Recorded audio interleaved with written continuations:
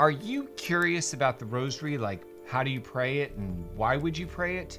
I'll answer each of those questions in 3 easy steps. But first, as always, we start with our mission. Always remember, God created us for this time and for this place. If we learn this faith, if we live this faith, if we share this faith, what will the next 100 years look like? Join the mission.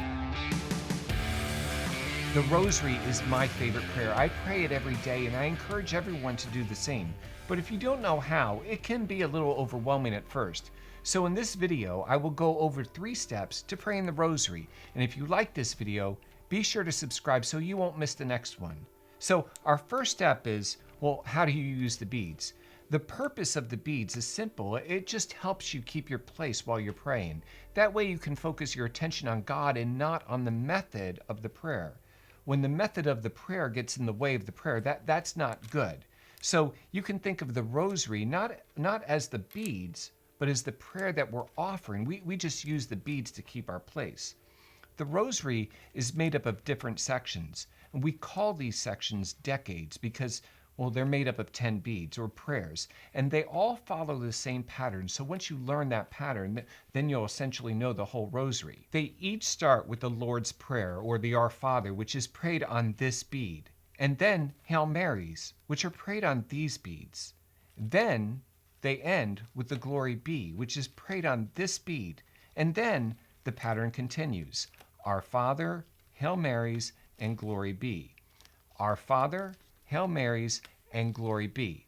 Now, notice here at the beginning of the Rosary, you have the same kind of pattern. Although you don't have 10 beads, there's only 3 here, but it's the same pattern. You start with the Our Father, then 3 Hail Marys, and then you finish with the Glory Be. This is how we begin the Rosary. We also start first with the Apostles' Creed, and then we begin the pattern on these beads.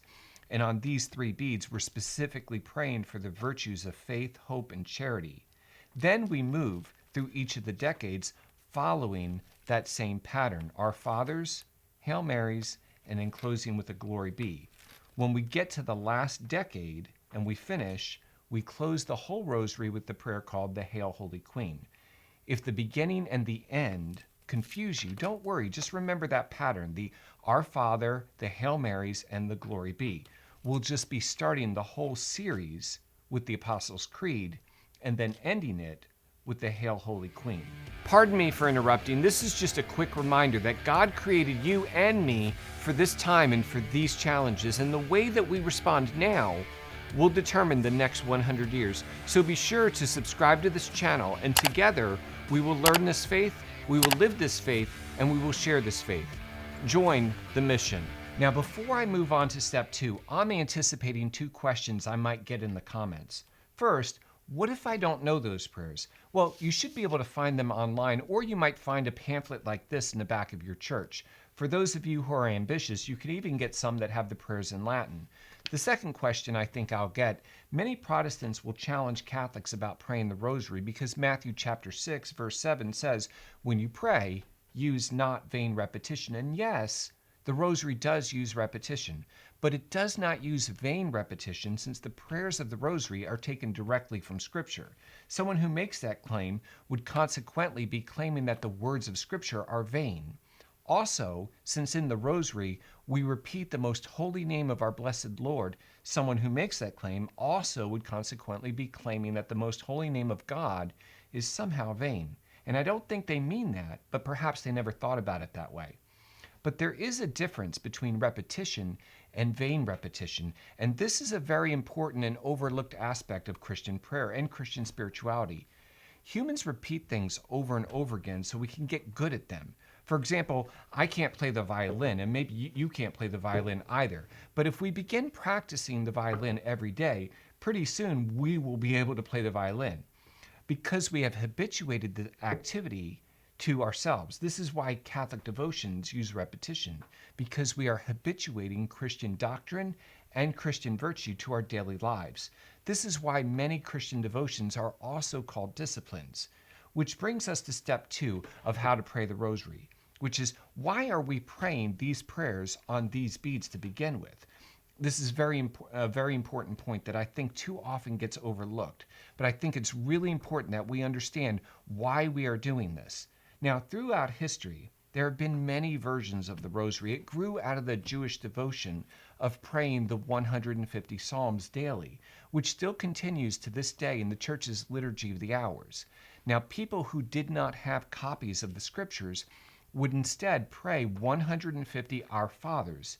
Now, eventually, some communities began to incorporate the words of the angel Gabriel from Luke chapter 1 at the Incarnation, in which he says, "Hail, Mary, full of grace, the Lord is with thee." As Christians, we understand the importance of Christmas, Easter, and Pentecost, but I think that the importance of the Annunciation often gets overlooked. Christians in earlier centuries understand more clearly how important this moment is to our faith, and I've talked about that a lot in other videos. Now, in the 12th century, there was a Gnostic heresy spreading throughout southern France called Albigensianism. It was very destructive. They had a lot of strange beliefs that stemmed from their denial of the humanity of our blessed Lord. As Christians, we believe that he is both true God and true man.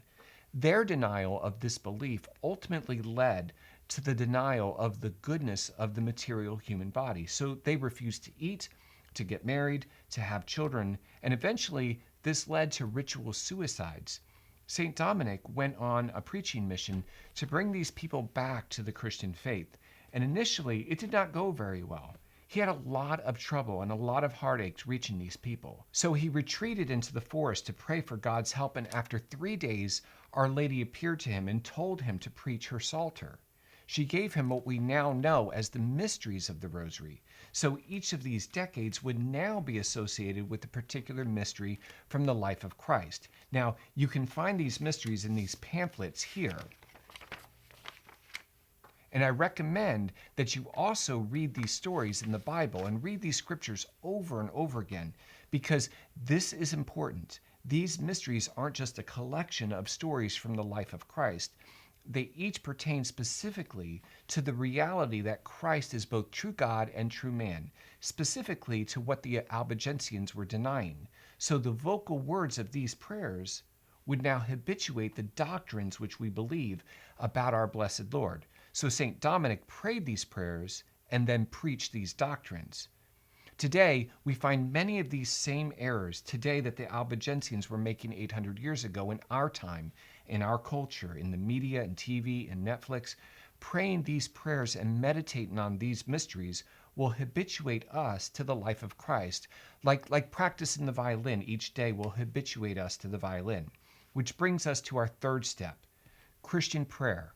Whether it's praying the Rosary or reading Scripture or some other devotion, it incorporates the entire person. First, it's vocal prayer. We're speaking, we're reading, maybe we're singing. But it shouldn't end there. These words should initiate our thoughts. The prayer should turn our minds to God as we reflect on who he is and how good and how beautiful he is. And when we see this goodness, this beauty, our hearts will be moved in love towards God. These three modes of prayer are traditionally called vocal prayer, meditation, and contemplation, and they incorporate the entire human person. We are body and we are soul.